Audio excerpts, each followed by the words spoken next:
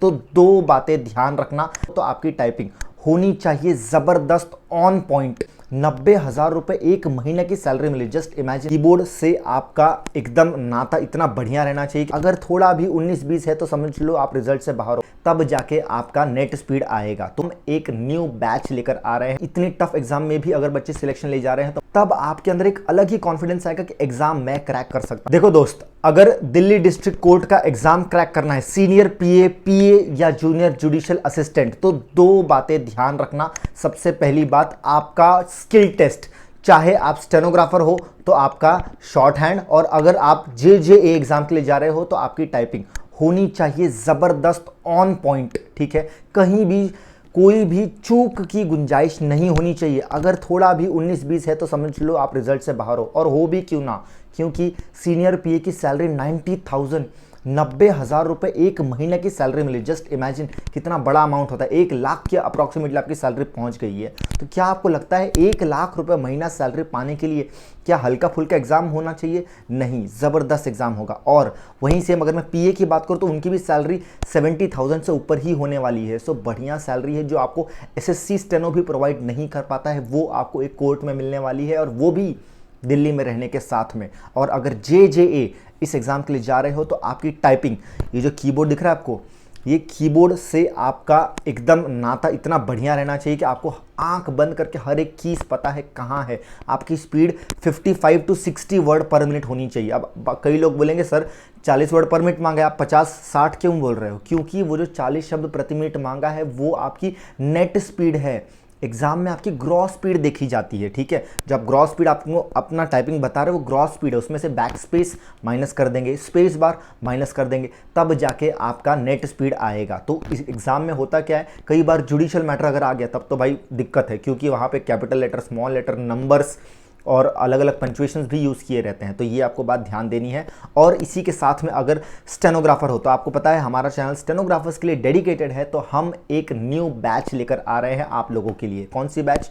ये है सीनियर पीए और पीए एग्जाम्स के लिए। आपको कुछ नहीं करना है, सिर्फ इस दिए हुए नंबर पे व्हाट्सएप करना है, डीडीसी। ठीक है, जब आपने डीडीसी व्हाट्सएप कर दिया तो आपको वहाँ पे प्रोसीजर बता देंगे कि आपको जो हमारा एग्ज़ाम सॉफ्टवेयर है, इतना डिफ़िकल्ट, इतना टफ एग्ज़ाम सॉफ्टवेयर है, जो अभी सीआरपीएफ की एग्ज़ाम हुई थी, हमारे यहाँ से 5 से 6 बच्चों का सिलेक्शन हुआ है। तो आप देख लीजिए कि इतने टफ एग्जाम में भी अगर बच्चे सिलेक्शन ले जा रहे हैं तो मतलब एग्जाम का जो सॉफ्टवेयर है वो ऑन दी पॉइंट है। और मैं इतना इसीलिए बता रहा हूँ क्योंकि काश अगर मेरे टाइम पे जब मैं प्रिपरेशन कर रहा था ये एग्जाम सॉफ्टवेयर मुझे मिला होता तो आई थिंक मैं और भी ज़्यादा कोर्ट की एग्जाम्स पहले क्रैक कर लेता। लेकिन कोई बात नहीं, आप लोग को इसका बेनिफिट मिल रहा है। अब वो एग्ज़ाम सॉफ्टवेयर क्या है, कैसे है, ये जब आप सॉफ्टवेयर को टेस्ट करेंगे तभी पता चलेगा। बिना टेस्ट की कोई चीज़ पता नहीं चलती, इसीलिए एक फ्री डेमो आप सभी के लिए मैंने अवेल करवा रखा है। ठीक है, करना क्या है आपको, डीडीसी जैसे ही आप टाइप करेंगे आपको वहाँ पे पूरा सॉफ्टवेयर का लिंक मिल जाएगा, सारी डिटेल्स मिल जाएंगे। उसमें आपको उस सॉफ्टवेयर पर जाना है, अपना आईडी क्रिएट करनी है। आईडी क्रिएट करने के बाद में आपको वहीं पर ऊपर लेफ्ट साइड में मिल जाएगा क्या, डेमो डिक्टेशंस। ये मोबाइल फ़ोन पर भी चलता है और आपके पीसी पर भी चलता है। जाइए डेमो डिक्टेशन लीजिए। अच्छा लगा, बढ़िया लगा, और सॉफ्टवेयर लगा कि भाई 3 स्पीड में डिक्टेशंस होते हैं डेली, जनरल और लीगल। देखो कोई भी एग्जाम हो, आप स्टेनोग्राफर्स का फील्ड इतना डायनामिक हो गया, स्पेशली इतनी अच्छी अच्छी पोस्ट जो निकलती है जहाँ पे बहुत ज़्यादा कंपटीशन होगा, वहाँ पर होता क्या है कि सारे बच्चे लीगल प्रिपेयर करके जा रहे हैं, लेकिन एग्जामिनर का मूड बदल गया, उसने अगर जनरल मैटर दे दिया, क्या करोगे? इसीलिए हम हमारे स्टूडेंट्स को एवरी डे डेली शाम को 8 बजे लाइव क्लास होती है। यहाँ पर आपको दोनों डिक्टेशंस मिलते हैं, चाहे शॉर्ट हैंड के आपको लीगल हो या जनरल हो, दोनों पे हमारे बच्चे लिखते हैं। और इसीलिए हमारे students are ready for any exams, legal हो चाहे जनरल हो, सभी के लिए मैटर्स उनके कवर्ड रहते हैं। और एकदम टफ एग्जाम सॉफ्टवेयर पे प्रैक्टिस कर रहे हैं, जहाँ पर comma is a mistake, full stop गलत डाला मिस्टेक, कैपिटल लेटर गलत डाला is a mistake, spelling mistake, omission mistake, commission, हर चीज़ का मिस्टेक ही मिस्टेक है। और इस सॉफ्टवेयर में जब आप 95%, 96%, 98% जब आप स्कोर करोगे तब आपके अंदर एक अलग ही कॉन्फिडेंस आएगा कि एग्जाम मैं क्रैक कर सकता हूँ। ये यहाँ पे आप देख सकते हैं, ये है हमारा एग्जाम सॉफ्टवेयर ही खुला हुआ है। यहाँ पे आपको यूज़र नेम पासवर्ड डालना होता है आईडी क्रिएट करने के बाद में, ठीक है। और जब आप यहाँ से प्रैक्टिस करेंगे तो आप कॉन्फिडेंट हो सकते हैं कि भाई चलो मैंने सब कुछ प्रैक्टिस कर लिया है, क्योंकि एग्जाम में मिस्टेक कितनी अलाउड है, 4%। मतलब सीनियर पीए के लिए 22 मिस्टेक्स ही अलाउड है, 22 मिस्टेक अलाउड है बस।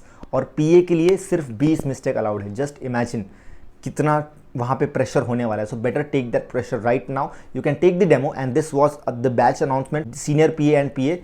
बाकी जो JJA वाले हैं, और दोनों लोग ये बात ध्यान रखें, चाहे आप पीए के लिए जा रहे हो या JJA एग्जाम के लिए जा रहे हो, आपकी इंग्लिश होनी चाहिए ऑन पॉइंट, क्योंकि इसमें इंटरव्यू है।